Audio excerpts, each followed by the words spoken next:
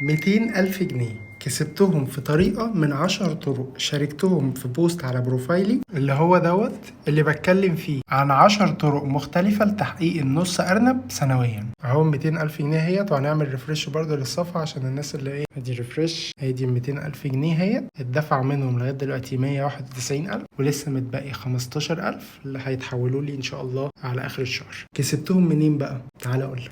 لما تفتح البوست بتاعي وتقعد تقلب شوية هتلاقي الطريقة رقم 7 في حاجة اسمها هوستنج افيليت. هي دي التفاصيل.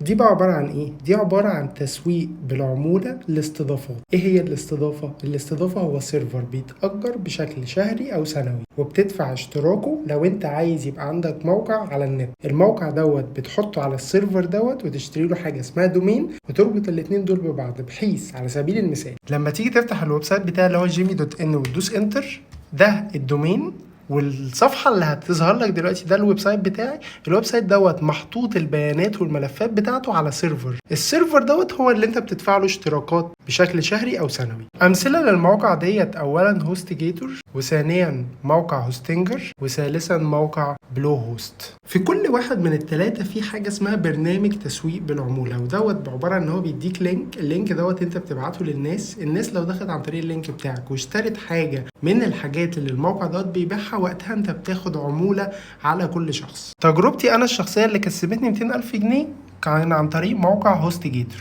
التفاصيل بتاعت برنامج التسويق بالعمولة، لو دخلت على موقع هوستجيتور ونزلت تحت خالص هتلاقي في حاجة اسمها افيليتس، وهنا بيكام ان افيليت وافيليت بورتر. هدوس على بيكام ان افيليت هيفتح لي الصفحة دي. لما تنزل شوية في الموقع هتلاقي الصورة اللذيذة وهي بيقول لك ان انت لو جبت من 1 ل5 اشخاص هتاخد على الواحد $65. لو جبت اكتر من 21 شخص هتكسب على الشخص $125 للواحد. بحسبة بسيطة لو انت بعت 21 شخص هتكسب تقريبا في حدود $2500 في الشهر. يعني انا كده كل اللي محتاجه 21 شخص يشتروا كل واحد استضافة من موقع هوستجيتور عشان اكسب $2500، يعني في حدود $125,000 جنيه في الشهر. هجيب بقى 21 شخص دول منين؟ معلش، احسن طريقة عشان تجيب 21 شخص دول ان انت تفكر الناس عايزة استضافات ليه؟ عايزة استضافات عشان تعمل المواقع بتاعتها. فبالتالي لو انت راجل اصلا بتعرف تعمل مواقع ومعاك عميل عايز تسلمه موقع، احسن حل ان انت تخليه يشتري الهوست من اللينك بتاعك، عشان بعد كده تاخد الهوست وتحط له عليه او تعمل له عليه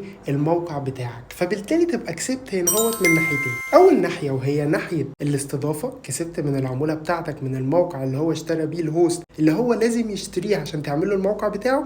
والناحية التانية هو الموقع اصلا اللي انت بتعمله له اللي انت هتاخد عليه مقابل، ومقابل المفروض يبقى كويس. والكلام انا شرحته حتى عملي في الكورس بتاعي، في كورس السبوبة سوا. هتلاقي نوت سبوبة تصميم مواقع الكترونية كسبنا $100 عملي فيها في كام ساعة.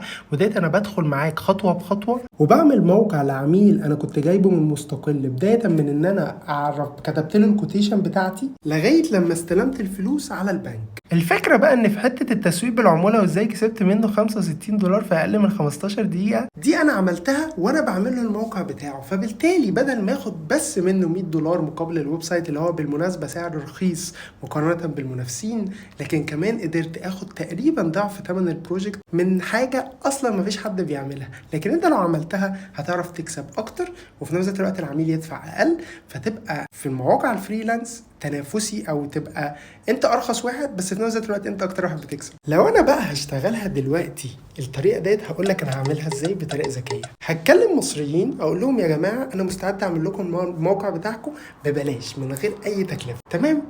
كل اللي عليك تعمله انت تشتري الهوست بتاعك من اللينك بتاعي. لو انت اشتريته من اللينك بتاعي انا مستعد اعمل لك الموقع بتاعك ببلاش. وكل اللي عليك تعمله ان انت تجيب 21 واحد عايزين يعملوا المتجر الالكتروني بتاعهم او الويب سايت بتاعهم اللي عايزين يبيع عليه منتجاتهم، وتخليهم يشتروا من اللينك بتاعك على هوستجيتور.